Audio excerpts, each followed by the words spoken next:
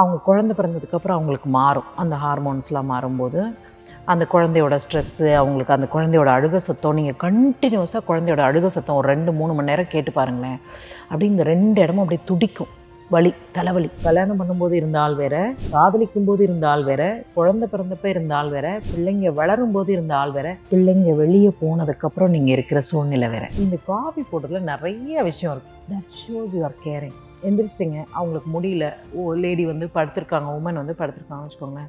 அந்த ஹஸ்பண்ட் ஒரு cup coffee போட்டு கொடுத்துட்டு வந்தால் அவங்களுக்கு ஒரு லவ் வரும் பாரு. அவன் இப்படி திட்டினா, என் ஆஃபீஸர் திட்டினா, என் சூப்பர்வைசர் திட்டினா, என் கீழே வேலை செய்கிறவன் வேலையே செய்யலை, அந்த மாடுக்காக நானே எல்லா வேலையும் செஞ்சேன், எல்லாத்தையும் ஒரு ½ அன் ஹவரில் கொடன்னு கொட்டிடணும். அதை மாதிரி அவர்கிட்ட கேட்கணும், இன்றைக்கி நீ என்ன பண்ண ஆஃபீஸில், யாரையாவது சைட் அடிச்சியா, யாராவது நல்லா ட்ரெஸ் போட்டு இருந்தாங்களா, என்ன கலரில் இருந்தது, அப்போ தான் நானும் அதுவும் வாங்கலாம். எனக்கே பயங்கர ஸ்ட்ரெஸ்ஸு. நான் போய் என் ரூமில் இப்படி உட்காந்துட்டு காலை நீட்டிட்டு, இது உமன் மென்னு. ஆஃபீஸ்லேருந்து வீட்டுக்கு வந்துட்டிங்கன்னா ஃபோனை ஒரு 1 ஹவர் தூரமாக வச்சுருங்க. பிள்ளைங்களோட டைம் ஸ்பெண்ட் பண்ணுங்கள், கணவரோட டைம் ஸ்பெண்ட் பண்ணுங்கள். இன்றைக்கி நடந்தது எல்லாத்தையும் 5 வயசு பிள்ளையாக இருக்கட்டும் அதுக்கிட்டே போய் சொல்லுங்கள். ஆனால் பேசுங்க. ஹியூமன் பேசுகிற கம்யூனிகேஷனை குறைச்சிட்டு இது கட்ட விரல் மட்டும்தான் பேசுது. இதுதானே கடவுள் கொடுத்தான் பேசுறதுக்கு, அப்புறம் ஏன் இதுல பேசுறீங்க? ஆச்சி மசாலா. எந்த சமையலும் ருசி தேடும் ரகசியம் 20 ரூபாய். Sundaram home, Sundaram finance group. உங்கள் கனவு வீட்டினை சொந்தமாக்கிக் கொள்ளுங்கள். மாத சம்பளம் பெறுபவர்கள் மற்றும் தொழில் நிபுணர்களுக்கும் அவரவர் தேவைக்கேற்ப வீட்டுக்கடன் திட்டங்கள். அடுத்து வந்து ஹஸ்பண்ட். இந்த காதல் இருக்கும்போது கட்டுப்பாடே கிடையாது. வாடான்னு கூப்பிடலாம், போடான்னு கூப்பிடலாம், எருமைன்னு கூப்பிடலாம், என்ன வேணால் கூப்பிடலாம். ஓகே, கல்யாணம்னு வந்தோடனே ரொம்ப ரெஸ்பெக்ட்ஃபுல்லாக காலையில் எழுந்திரிச்சு அந்த காலத்து மாதிரி கால் தொட்டு கண்ணில் ஊற்றி, ஏய் நீ அந்த காலத்தில் இருக்கியா, நீ வேஷ்டி கட்டிட்டு காலைல 6 மணிக்கு போய் தண்ணியில் முக்கி எழுந்திரிச்சு வர, 8:45 மணிக்கு எழுந்திரிச்சு தானே ப்ரஷ் பண்ணுறேன், அப்புறம் என்ன நான் மட்டும் 6 மணிக்கு எழுந்திரிச்சு வந்து உன் கால் தொட்டு கும்பிடுவேன். அப்போ எக்ஸ்பெக்டேஷனும் அதே மாதிரி வைக்கக்கூடாதுல்ல. நீ மாறிட்டல, நானும் மாறிட்டேன்ல, ஸோ லைஃப் மாறிடுச்சுல. ரொம்ப சிம்பிள். நான் வேற எங்கேயோ இது ஒரு இடத்துல சொன்னேன், காஃபி வந்து ஒரு பெரிய கம்யூனிகேஷனுக்கு ஒரு பெரிய ஸ்கில். ஓகே, காலையில் ஒருத்தரோட டியூட்டி காஃபி போடணும், சாயங்காலம் ஒருத்தரோட டியூட்டின்னு வச்சுக்கலாம். ஃபார் எக்ஸாம்பிள் ஒரு டியூட்டினா ஒரு ஸ்கெட்யூல். ஏய் நீ காஃபி போடு, இன்னைக்கு எனக்கு லேட் ஆயிடுச்சு, ஏய் நான் காஃபி போடுறேன். இல்லை நீ லேட்டாக ஆஃபீஸ்லேருந்து வர, அவங்க ஏற்கனவே வீட்டில் இருக்காங்கன்னா காஃபி போடுறாங்க. Both man and woman. Okay, இந்த காஃபி போடுறதுல நிறைய விஷயம் இருக்குது. That shows you are caring. எந்திரிச்சிட்டிங்க, அவங்களுக்கு முடியல, லேடி வந்து படுத்திருக்காங்க, உமன் வந்து படுத்திருக்காங்கன்னு வச்சுக்கோங்களேன். அந்த ஹஸ்பண்ட் ஒரு கப்பு காஃபி போட்டு கொடுத்துட்டு வந்தால் அவங்களுக்கு ஒரு லவ் வரும் பாரு, வேறு லெவலில் வரும். அப்பாடி முடியல, அந்த மனுஷன் ஒரு வாய் காஃபியாவது காலைல கொடுத்தாரு. அவர் மத்தியானம் வரத்துக்குள்ளே ஏதாவது நல்லதாக சமைச்சு வைப்போம். ஈவினிங் அந்த அம்மா ஆஃபீஸ் போயிருக்காங்க, இவரும் ஆஃபீஸ் போயிருக்காரு, இவர் சீக்கிரம் வந்துட்டார், வீட்டில் இருக்காரு. அவங்க பயங்கர டயர்டாக டிராஃபிக்கில் அங்கே இங்கே ஆஃபீஸில் துப்பு வாங்கி ஏதோ பிரச்சனை எல்லாம் நடந்து வீட்டுக்குள்ளார வராங்க. அவங்க மூஞ்சி கழுவிட்டு வரதுக்குள்ளே ஒரு கப்பு காஃபி போட்டு கொடுத்தீங்கன்னு வச்சுக்கோங்களேன், they will fall in love with you again and again. அவங்க வந்து உங்களை வந்து வந்தோடனே கால் அமுக்கி விடு, கையை பிடிச்சி விடு, எனக்கு தலைவலிக்குது, நான் சமைக்க மாட்டேன், இதெல்லாம் எதுவுமே சொல்லலை. அவங்க உள்ளே வரும்போதே you understand the amount of stress. உள்ளே வரும்போதே ஒரு வாய் காஃபி கொடுங்க. எங்கே போனாலும் யாரை பார்த்தாலும் காஃபி தான் கொடுக்கணும் அப்படின்னு ஒரு தாட் ப்ராசஸ் வரப்போது பாரு. அது நிறைய விஷயத்த சரி பண்ணும். அந்த காஃபியை குடிச்சிட்டு ஒரு 5 நிமிஷம் உட்காந்துட்டு பேசணும்னா நிறைய விஷயம் பேசலாம். அந்த மாதிரி ஒரு ஹஸ்பண்டாக இருக்கணும். நைஸ்ல நைஸ். அது மாதிரி வந்தோடனே அவன் இப்படி திட்டினா, என் ஆஃபீஸர் திட்டினா, என் சூப்பர்வைசர் திட்டினா, என் கீழே வேலை செய்கிறவன் வேலையே செய்யலை, அந்த மாடுக்காக நானே எல்லா வேலையும் செஞ்சேன், எல்லாத்தையும் ஒரு ½ அன் ஹவரில் கொடன்னு கொட்டிடணும்.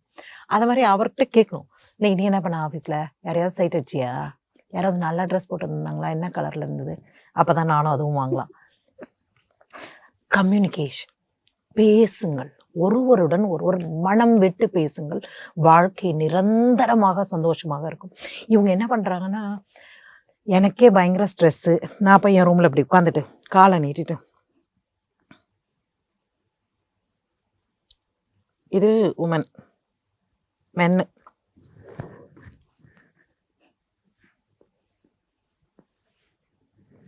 அப்புறம் எங்க ஒன்னா வண்டி ஓட்டுறது? யோசிச்சு பாருங்க, கண்ணை மூடி யோசிச்சு பாருங்க. இதுல எது நடக்கவே இல்லை அப்படின்னு மட்டும் நீங்க என்கிட்ட சொல்லுங்க, நான் சொன்னதை ரெகுலரா பார்த்துட்டு இருக்கேன். ஸோ ஆஃபீஸ்லேருந்து வீட்டுக்கு வந்துட்டிங்கன்னா ஃபோனை ஒரு 1 ஹவர் தூரமாக வச்சுருங்க. பிள்ளைங்களோட டைம் ஸ்பெண்ட் பண்ணுங்கள், கணவரோட டைம் ஸ்பெண்ட் பண்ணுங்க. இன்னைக்கு நடந்தது எல்லாத்தையும் 5 வயசு பிள்ளையா இருக்கட்டும் அதுக்கிட்டே போய் சொல்லுங்க. ஆனா பேசுங்க. ஹியூமன் பேசுற கம்யூனிகேஷனை குறைச்சிட்டு இது கட்ட விரல் மட்டும்தான் பேசுது. இதுதானே கடவுள் கொடுத்தான் பேசுறதுக்கு. அப்புறம் ஏன் இதுல பேசுறீங்க?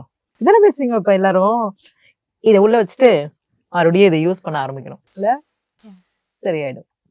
ஆனா கணவர் அவங்களுக்கு நிறைய ரெஸ்பான்சிபிலிட்டிஸ் இருக்கு. அவங்களுக்கு பாதி நம்ம உமன் நம்ம மாறிட்டே இருப்போம். நம்ம 5 வருஷத்துக்கு ஒரு தடவை நம்ம லைஃப் ஸ்டைல் மாறிட்டே இருக்கோம். நம்மளோட ஹேபிட்ஸ் மாறும், நம்மளுடைய உடம்பு மாறும், நம்மளுடைய பிசியலாஜிக்கல் சேஞ்சஸ் நிறைய நடக்கும், ஹார்மோனல் சேஞ்சஸ் நிறைய நடக்கும். ஸோ ஆண்கள் அப்பெல்லாம் அப்படி சொல்லுவா, இப்போ இப்படி சொல்றா அப்படின்னு ஒவ்வொரு வாட்டியும் கன்ஃபியூஷன்ல தான் சுத்துறாங்க. அவங்க நீங்க அந்த 5 வருஷத்துல மாறும்போதே அந்த 5 வருஷம் ஆயிடுது நீங்க மாறிட்டீங்கன்னு அவங்க புரிஞ்சுக்கிறதுக்கு. அவங்க அந்த ஸ்டேஜுக்கு வரும்போது நீங்க அடுத்த ஸ்டேஜுக்கு போயிடுறீங்க. பாவம் தொத்தினே பின்னாடி ஓடி வராங்க. ஸோ சம்டைம்ஸ்ல most of the times I think okay, இவங்க என்ன பண்ணணும்னா பேசிக்கா ஒரு பெண்ணை கல்யாணம் பண்றாங்கல்ல, அந்த பெண் ஒரு 5, 6, 7 ஸ்டெப்பு மாறுறாங்கல்ல, ஒவ்வொரு தடவையும் அவங்கள ஒரு புது பொண்ணு மாதிரி பார்த்து திருப்பி அவங்கள you have to learn to love her at every stage of her life. குழந்தை பெற்று உடம்பு ஹீல் ஆகி ஹார்மோனல் பேலன்ஸ் சரியா வரதுக்கு 5 வருஷம் ஆகும். நீங்க காதலிக்கும் போது இருந்த பொண்ணு, நீங்க கல்யாணம் பண்ணும்போது இருந்த பொண்ணு, காதலிக்கும் போது ஒரு மாதிரி இருந்தாங்க, கல்யாணம் ஆன உடனே உங்க கட்டுப்பாட்டுக்குள்ள கொண்டு வரணும்னு நினைச்ச மாதிரி அந்த வெட்டிங்ன்ற ரிங்கை போட்டு you locked her in a circle. If you're a good husband, you would have given her the freedom and be with you as a person to complete a circle. Instead of arresting her in one circle, you bring her into your circle. இதை தாண்டி அவங்க குழந்தை பிறந்ததுக்கு அப்புறம் அவங்களுக்கு மாறும். அந்த ஹார்மோன்ஸ்லாம் மாறும்போது அந்த குழந்தையோட ஸ்ட்ரெஸ்ஸு, அவங்களுக்கு அந்த குழந்தையோட அழுக சத்தம், நீங்கள் கண்டினியூஸாக குழந்தையோட அழுக சத்தம் ஒரு 2-3 மணி நேரம் கேட்டு பாருங்களேன். அப்படி இந்த 2 இடமும் அப்படி துடிக்கும். வலி, தலைவலி. எவ்வளவுதான் தாயா இருந்தாலும் இந்த உடம்பு அந்த சவுண்டை எடுக்கவே முடியாது. ஒரு பாயிண்ட்டுக்கு அப்புறம் யாராலுமே அந்த 3-4 ஹவர்ஸ்க்கு அந்த பேங் பேங் பேங் பேங் பேங்னு அலற சத்தம் கேட்கவே முடியாது. நீங்க ஒருவேளை 2-3 நாள் ஊர்ல இல்லாம இருந்திருக்கலாம். அவங்கள மட்டுமே அந்த சத்தத்தை கேட்டுட்டே இருக்கும்போது அந்த பீஸ் கிடையாது உள்ளர. So it is always alert. குழந்தை எப்போ அழுன்னு தெரியாது, அழுதுச்சுன்னா நிப்பாட்டாதுன்னு சொல்லி அவங்களால முழுசா தூங்கவும் முடியாது, தூங்காம இருக்கவும் முடியாது. ஒரு மாதிரி கன்ஃபியூஸ்டு ஸ்டேஜ்ல இருப்பாங்க அந்த ஒரு பீரியட், ஒரு 2 to 3 இயர்ஸ்ல. அப்பெல்லாம் they need rest, they need sleep, they need support from you. Take the baby away for an hour, give her that time, give her the space. இந்த பொண்ணு தான் கல்யாணம் பண்ணும்போது உன்னை ஒரு நிமிஷம் கூட கண்ணு முன்னாடி பார்க்கலன்னா அப்படியே கொலகாரி ஆயிடும். இப்போ அது சொல்லுது, 1 மணி நேரம் நீ போ, என்னை விட்டுட்டு போ, எனக்கு இந்த தனிமை வேணும், எனக்கு அந்த சவுண்டு குறையணும், நான் பீஸ்ஃபுல் ஆகணும்னு சொல்லுது. இது முடிஞ்சிச்சு. இப்போ குழந்தை ஸ்கூலுக்கு போயிட்டாங்க, இந்த அம்மா ஆஃபீஸ்க்கு போயிட்டாங்க. இப்போ மறுபடியும் அவங்க விட்ட சைக்கிளை திருப்பி ஸ்டார்ட் பண்றாங்க. நடுவில் நடந்த எல்லா அந்த டோபமைன் அப் அண்ட் டவுன் எல்லாம் முடிச்சு ஷி இஸ் கோயிங் டு ஒர்க்னு வச்சுக்குவோம். அங்கே திருப்பி அங்கே இருக்கிற ப்ரெஷர், அங்கே அந்த 5 வருஷத்துக்குள்ள எத்தனை விஷயம் மாறிச்சோ திருப்பி அதெல்லாத்தையும் கற்றுக்கிட்டு அங்கே இருக்கிறவங்களோட ஈக்குவலாக டேர்ம்ஸ் மெயின்டைன் பண்ணி இஷ்யூ இல்லாமல் முன்னாடி வரணுன்ற ப்ரெஷர் இருக்கும். அப்போ திருப்பி அந்த ப்ரெஷர் அவங்க எங்கே எடுத்துகிட்டு வருவாங்கன்னா வீட்டுக்கு தான் எடுத்துகிட்டு வருவாங்க. நீங்கள் ஒரு ஆள் தான் சார் இருக்கீங்க, அவங்களுக்கு வேற எங்கே சார் எடுத்துகிட்டு போக முடியும்? பக்கத்து வீட்டுக்காரன்ட்ட எடுத்துகிட்டு போக முடியும், உங்கள்ட்ட தான் எடுத்துகிட்டு வர முடியும். ப்ரெஷர் இங்கே தான் எடுத்துகிட்டு வருவாங்க. நீங்கள் சவுண்டிங் போர்டாக இருங்க. நான் நிறைய வாட்டி சொல்லுவேன், முன்னாடிலாம் நிறைய டிசிஷன்ஸ் கம்பெனிக்கு எடுக்கணும்னு வச்சுக்கோங்களேன், எனக்கு சவுண்டிங் போர்டு வேணும். அதாவது என்னைய ஆமானும் சொல்லக்கூடாது, இல்லைன்னு சொல்லக்கூடாது, நான் செஞ்சுறது சரின்னு சொல்லக்கூடாது, தப்புன்னு சொல்லக்கூடாது. You have to understand this correctly. என்னோட தாட்ஸ் எல்லாத்தையும் நான் த்ரோ பண்ணிட்டே இருப்பேன் பால் மாதிரி அந்த சவுண்டிங் போர்டில். எந்த பாலை நான் கேட்ச் பண்ணலனோ that is what I want to pick. My brain picks up that ball. Your job is to listen the whole bullshit. நான் 100 ஐடியா போடுவேன், அதுல 1 தான் கரெக்டா வரப்போகுது, 99 is going to be bullshit. But I always need a sounding board, like to throw and find my own path. நீங்க இந்த தனியா உட்காந்து யோசிக்கிறவங்க எல்லாம் பாத்தீங்கன்னா ஏதாவது ஒன்று அப்படியே நோண்டிட்டே இருப்பாங்க until they find the answer in their head. இல்ல அந்த மாதிரி தான். ஸோ நீங்க தான் சவுண்டிங் போர்டு. ஆஃபீஸ் நடக்கிற எல்லா பிரச்சனையும் கொண்டு கொட்டினாங்கன்னா நீங்க பேசாம இருங்க. அவங்களே அவங்களுக்கு என்ன வேணுமோ அதை எடுத்துன்னு போயிடுவாங்க. நாளைக்கு நான் போய் அவனை பாத்துக்கிறேன் அப்படின்னு அவங்களே போயிடுவாங்க. நீங்க அதுல மூக்க உடைக்காதீங்க. அது ஒரு டைப் ஆஃப் growth. இந்த பிள்ளைங்க எல்லாம் வளர்ந்துட்டு காலேஜுக்கு போறாங்க. we call that as empty nest. empty nest. கூடு மாதிரி கட்டி அதுல முட்டை போட்டு குழந்தைய வளர்த்து அந்த குழந்தை பறந்து போயிடுச்சு. இப்ப திருப்பி நீங்க 2 பேரும் தான் இருக்கீங்க. இவ்வளோ நாளாக அந்த குழந்தை முக்கியம், குழந்தைக்கு படிக்கணும், குழந்தைக்கு ஸ்கூலுக்கு போகணும், குழந்தைக்கு டியூஷன் போகணும், குழந்தைக்கு டான்ஸ் கிளாஸ் போகணும், குழந்தைக்கு உடம்பு சரியில்லை, அதுலேயே ஒரு லைஃப் ஓடிச்சு உங்களுக்கு. 17 வருஷம் ஓடிடுச்சு. நீங்கள் கல்யாணம் பண்ணும்போது இருந்த ஆள் வேற, காதலிக்கும் போது இருந்த ஆள் வேற, குழந்தை பிறந்தப்ப இருந்த ஆள் வேற, பிள்ளைங்க வளரும் போது இருந்த ஆள் வேற, பிள்ளைங்க வெளியே போனதுக்கப்புறம் நீங்கள் இருக்கிற சூழ்நிலை வேற. கரெக்டா? Again she changes. Women keeps changing. They have to change. That's their hormonal style of working.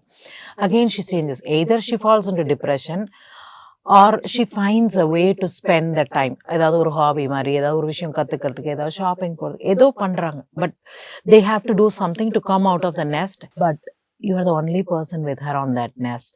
So be there. She'll come over.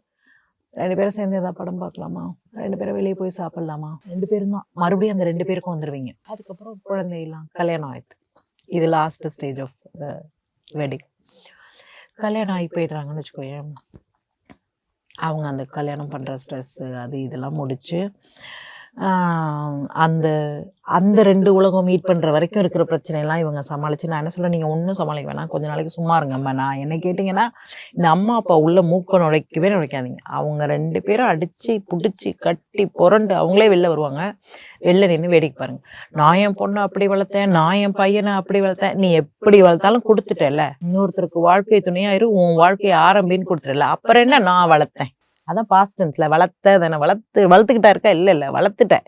So give them whole heartedly to the other person. கண்ணு என் பையனை பத்திரமா பார்த்துக்க, கண்ணு என் பொண்ணை பத்திரமா பார்த்துக்க அப்படின்னு கொடுத்துருங்க. கொடுத்துட்டு அவங்களுடைய சின்ன சின்ன சின்ன சின்ன அவங்களுடைய ஊடல்கள், உரசல்கள், சண்டைகள் எல்லாத்தையும் வெளியே இருந்து வேடிக்கை பாருங்க. வந்து புலம்புனாங்கன்னா காஃபி காஃபி காஃபி குடிக்கிறியா கண்ணு, வா உட்காரு காஃபி குடி. அப்படியா? ஏமா நான் இவ்வளோ சொல்கிறேன், நீ பதிலே சொல்ல மாட்டேங்கிற. நீங்கள் புருஷன் பொண்டாட்டிப்பா, நீங்கள் சேர்ந்துப்பீங்க, நான் எதுக்குப்பா இதில் எல்லாம் தலையிட்டுன்னு ஒதுங்கிக்கோங்க. Give them the space to learn that relationship where they are getting into. That's another stage.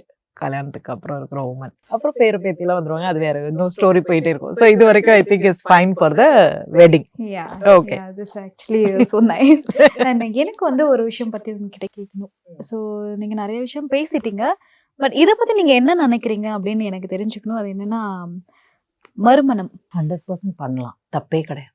ஆனால் முதல்ல செஞ்ச தப்பை மறுபடியும் செஞ்சிடாதீங்க. அவ்வளோதான். பண்ணுங்கடா, இருக்கிறது ஒரே ஒரு லைஃப்டா, ஒரே ஒரு லைஃப்.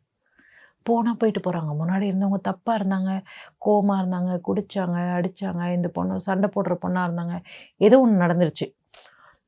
ஆண்களை மட்டும் தவிர சொல்ல, பெண்களுமே சண்டை போடுறவங்க இருக்காங்க, புரியாமல் பேசுகிறவங்க இருக்காங்க, எனக்கு இதெல்லாம் வேணும்னு கேட்குறவங்க இருக்காங்க, இல்லை வந்து எனக்கு டைம் ஸ்பெண்ட் பண்ணலன்னு கேட்குறவங்க இருக்காங்க. நிறைய விதமான பிரச்சனைகள் வருது கணவன் மனைவிக்குள்ளார. ஒரு பாயிண்டில் சீட் பண்ணுறாங்க, இல்லை வந்து ஸ்டீல் பண்ணுறாங்கன்னு ஏதோ 1008 பிரச்சனை வருதுன்னு வச்சுக்கோங்களேன். விட்டு விலகி வந்துட்டீங்க. ஆனால் உங்கள் வாழ்க்கை அதோட முடியல. நீங்கள் வாழணும், ஒரே ஒரு வாழ்க்கை தான். பரவாயில்ல, இன்னொருத்தரை பிடிக்கும் அப்படின்னா தயவுசெய்து கல்யாணம் பண்ணிக்கோங்க, கட்டாயம் பண்ணிக்கோங்க. அது ஆணோ பெண்ணோ தயவுசெய்து பண்ணிக்கோங்க. You want to share your life with someone, you want to come and do all the stupid shit with that someone. நீங்கள் you want a safe space. அந்த one person should be your safe space, not a space that threatens you. நீங்கள் வெளியே வந்ததுக்கு காரணம் அது த்ரெட்டனிங்காக இருந்ததுனால தான் வெளியே வந்தீங்க. மறுபடியும் கண்டுபிடிக்கும் போது சேஃப் ஸ்பேஸாக கண்டுபிடிங்க. அந்த ஒரு சேஃபான ஒரு ஹேண்டு தான் இல்லை லைஃபே. நம்ம லைஃப் ஒரு சேஃப் ஹேண்ட் கிட்ட இருக்கு அப்படின்னு நம்ம நினைக்கும் போது இட்ஸ் லைக் பீஸாக இருக்கும் அந்த life. Very very true, very true. தனியாகவே இருக்க முடியாது கண்ணா, தனியாகவே இருக்க முடியாது. ரொம்ப நாள் தனியாக இருக்கிறது வந்து தனிமை கொல்லும். ரொம்ப சிம்பிளாக சொன்னால் தனிமை கட்டாயமாக கொல்லும். You want someone, find the right person. திருப்பி make yourself the right person to fall in love with somebody else. It's okay. நடந்ததாகவே இருக்கட்டும், நடப்பவை நல்ல வகையாக நடக்கட்டும். மறுபடியும் ட்ரை பண்ணுங்கள். வாழ்க்கை கீழே போட்டுச்சுல்ல, திருப்பி மேலே தூக்கிவிடும்ன்ற நம்பிக்கையில் get into another relationship. there is nothing wrong. ஒவ்வொரு வார்த்தையும் நீங்கள் சொல்கிற நிறைய விஷயங்கள் வந்து இட்ஸ் லைக் லைஃபோட லேர்னிங் தான். இன்னும் நிறைய கற்றுக்கணும் லைஃப்பில். ஸோ இவ்வளோ தான் பேசணும் அப்படின்னு வந்து ப்ரெடிக்ட் பண்ணவே முடியல. இன்னும் நிறைய இருக்கே. ஸோ இதை பற்றி கேட்கலாமா, அதை பற்றி கேட்கலாமா, லைக் நீங்கள் எங்களுக்கு அவ்வளோ விஷயம் கொடுத்துக்கிட்டே இருக்கீங்க. Thank you so much. It's a blessing that I'm able to share this with people. என் பையன் இன்னும் கல்யாணம் பண்ண மாட்டேன் அப்படின்னு சொல்லிட்டு இருக்க அந்த ஜென்சியோட அதை விட கொஞ்சம் ஒரு ஏஜ் குரூப்பு. இன்னொரு 2 வருஷம் கழிச்சா கட்டாயமாக கல்யாணம் பண்ணிப்பான். Hopefully please God listen to this. Okay, கல்யாணம் பண்ணிப்பான். கல்யாணம் பண்ணும்போது எங்கள் வீட்டுக்கு வந்தால் காஃபி குடிக்கலாம் அவங்க 2 பேரும். அப்புறம் ஓடி போயிடணும் அவங்க வீட்டுக்கு. சரியாதான் சொன்னீங்களா? நான் சரியாதான் கேட்டேன்னா? ஆமாம், எங்கள் வீட்டுக்கு வந்தால் காஃபி குடிக்கலாம், குடிச்சிட்டு அவங்க வீட்டுக்கு ஓடி போயிடணும். அவங்க உலகத்தில் இருக்கணும். என் உலகத்தை அப்பப்போ வந்து எட்டி பார்த்து நல்லா இருக்கியா அப்படின்னு கேட்டால் போதும். அவங்க உலகத்தில் இருக்கணும். அவங்க நல்லா இருக்கிறத பார்த்து நான் சந்தோஷப்படுவேன். அவங்க என் கூட இருக்கிறத விட அவங்க நல்லா இருக்கிறது தான் எனக்கு ரொம்ப முக்கியம் அப்படின்னு நினைக்கிறேன். அந்த மாதிரி தான். ஒரு தடவை தப்பு நடந்துருச்சு, பரவாயில்ல, இன்னொரு வாட்டி ட்ரை பண்ணுங்க. ஒரே இடத்துல முடியறதில்ல. நான் ஆரம்பத்தில் இந்த பாட்காஸ்டோட ஸ்டார்ட்டில் சொன்ன மாதிரி லைஃப் வந்து நேர்கோட்டில் போனால் போர் அடிக்கும். நீங்களே யோசிச்சு பாருங்கள். காலையில் எந்திரிப்பீங்க 6 மணிக்கோ 7 மணிக்கோ 8 மணிக்கோ, உங்களுக்கு என்ன டைமோ எந்திரிப்பீங்க, ப்ரஷ் பண்ணுவீங்க, மூஞ்சி கழுவீங்க, குட் மார்னிங் சொல்லுவீங்க, காஃபி எடுப்பீங்க, குடிப்பீங்க, வச்சுட்டு ஆஃபீஸ் போவீங்க, ஆஃபீஸில் வேலை செய்வீங்க, திருப்பி வீட்டுக்கு வருவீங்க, திருப்பி நைட்டுக்கு சமைப்பீங்க, சாப்பிடுவீங்க, படுத்துருவீங்க. பேச்சுவார்த்தையே கிடையாது, பிரச்சனையே கிடையாது, எதுவுமே கிடையாது. லைஃப்பில் போர் அடிக்காது ரொம்ப. அதனால இதெல்லாம் வேணும். கீழேயும் விழணும், மேலேயும் போகணும், கீழேயும் விழணும், மேலேயும் போகணும், லைஃப் தூக்கி போடுற இடத்துக்குலாம் போகணும். ஆனால் மனதை ஒரு நிலையாக வச்சுக்கணும்.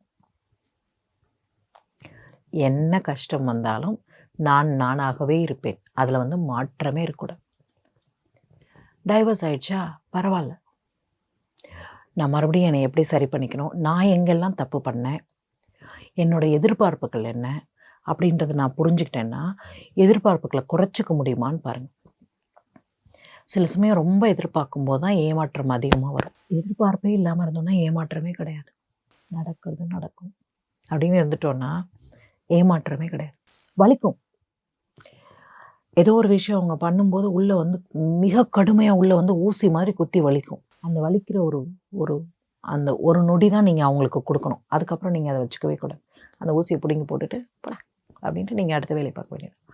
அதை நீங்கள் உள்ளே வச்சு கிண்டி கிளறி ரணகளம் பண்ணி அதுக்கு மருந்து போட்டு மருந்து ஊற்றி ஆசிட் ஊற்றி அதை வேக வச்சு இதெல்லாம் பண்ணாதீங்க. இதெல்லாம் இங்கே தான் பண்ணுறீங்க. அவன் குத்திட்டு அவன் போயிட்டான், அவன் வேலையை பார்த்துட்டு போயிட்டான்.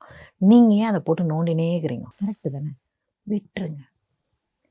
ஒரு பிரச்சனையை அந்த இடத்துல அப்படியே விட்டுருங்க. மனசில் தூக்காதீங்க, உங்கள் மைண்டில் தூக்காதீங்க. நீங்கள் சுமக்க சுமக்க சுமக்க உங்களுடைய சுமைகள் அதிகமாகிட்டே இருக்கும். எந்த விஷயத்தை எங்கே இறக்கி வைக்கணுமோ அங்கே இறக்கி வச்சுட்டு போயிட்டே இருக்கு. இந்த மாதிரி நாங்கள் உங்ககிட்ட நிறைய விஷயங்கள் வந்து இதே மாதிரி எப்போ வேணால் கேட்போம். ஸோ நீங்கள் ஆப்வியஸாக கொடுக்கறதுக்கு கண்டிப்பாக வந்து ரெடியாக இருக்கணும். Thank you so much. உங்களுக்கு இந்த ஒரு தேங்க்ஸில் வந்துட்டு இது எல்லாமே அடங்கிடுமானா கண்டிப்பாக கிடையாது. இந்த காட்க்கு ஆக்சுவலாக தேங்க்ஸ். இப்படி ஒரு ஏஞ்சலை வந்து எங்களுக்காக கொடுத்ததுக்கு தேங்க்யூ ஸோ மச். ஆச்சி மசாலா எந்த சமையலும் ருசி தேடும் ரகசியம் 20 ரூபாய். Sundaram home, Sundaram finance group. Own your dream home. Tailored home loan solutions for salaried and business professionals.